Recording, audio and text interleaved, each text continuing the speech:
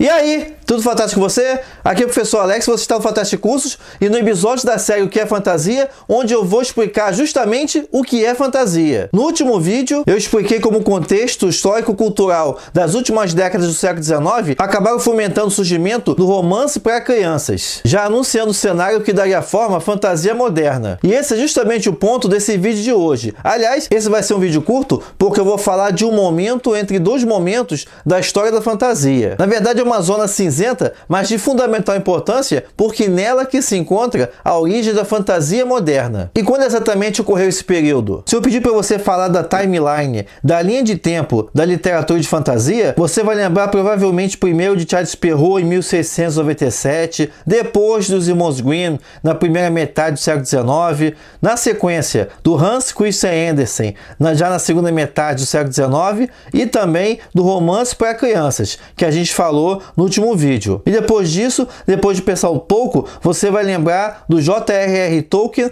com o Hobbit, lá em 1937. Ok, mas foi entre o surgimento do romance para crianças, nos anos da década de 1860, e a publicação de O Hobbit, em 1937, que surgiu a fantasia moderna, que é o tema do vídeo aqui de hoje. E deixa eu aproveitar esse vídeo para colocar aqui uma definição de fantasia. O escritor e crítico Lin Carter considera que a fantasia é marcada por uma história de busca, aventura ou guerra, ambientado em um espaço e tempo inventado pela imaginação do autor. Já o crítico John Grant considera um texto de fantasia como uma narrativa coerente internamente, ambientada em um mundo que seria impossível de existir no mundo como nós percebemos. E é importante frisar que a percepção da existência do que viria a ser chamada de fantasia moderna não nasceu por dia para a noite, né, gente? Até 1937, na verdade, com o Hobbit, esses tipos de narrativas eram chamadas genericamente de contos de fadas. Mas com o Hobbit se percebeu que havia mais coisa ali do que meramente o universo dos contos de fadas.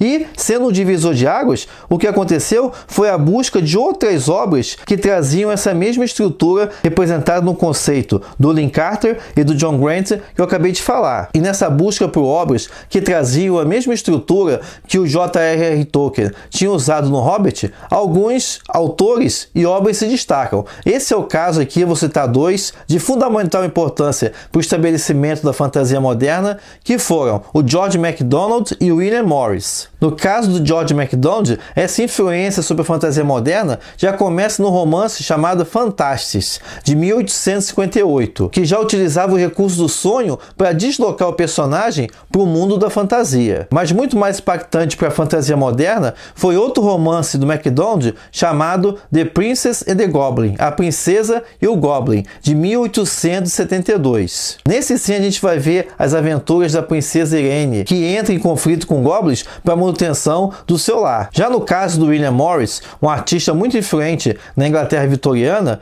os romances de destaque são A Floresta Além do Mundo, de 1894, e O Poço no Fim do Mundo, de 1896. Essas obras apontaram para o potencial que não havia sido explorado anteriormente pela fantasia. Isso fomentou outras obras de escritores, como por exemplo Lord Dunsany, em romances como The King of Elfland's Daughter, de 1926, apostando mais uma vez na atmosfera onírica. Aliás, Dunsany exerceu muita influência sobre o escritor H.P. Lovecraft em narrativas ambientadas em mundos sobrenaturais. E essas primeiras décadas do século XX também assistiram ao aparecimento de revistas que disseminaram a fantasia para um grande público, como a alemã Orchidengarten, em que foi publicada entre os anos de 1919 e 1921. Já em 1923, na América, nós vamos ter revistas pulp como Weird Tales, com o início dos trabalhos em 1923, e também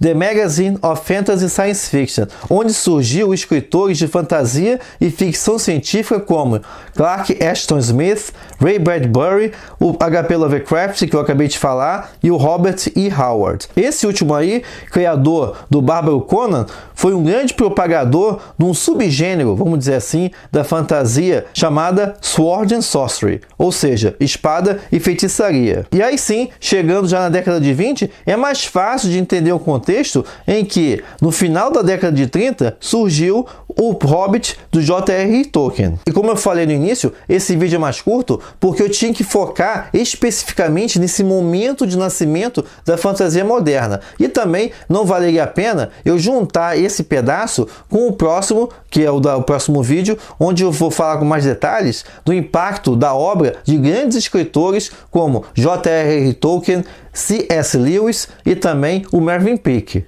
Escritores esses que estabeleceram convenções que até hoje são seguidas por todos os escritores de fantasia de uma maneira ou de outra, não apenas na literatura, mas também no cinema. E é isso que a gente vai ver no próximo vídeo. E lembra, não se esqueça de seguir nossa página lá no Facebook, justamente para você ficar por dentro de quando vai rolar uma live que eu vou fazer lá no Facebook sobre contos de fadas, que é o pedaço que mais desperta controvérsias, mais desperta polêmicas aqui na série O que é Fantasia. Obrigado por assistir o vídeo até aqui. Não se esqueça de deixar sua curtida, assinar o canal e a gente se vê no próximo vídeo. Até lá!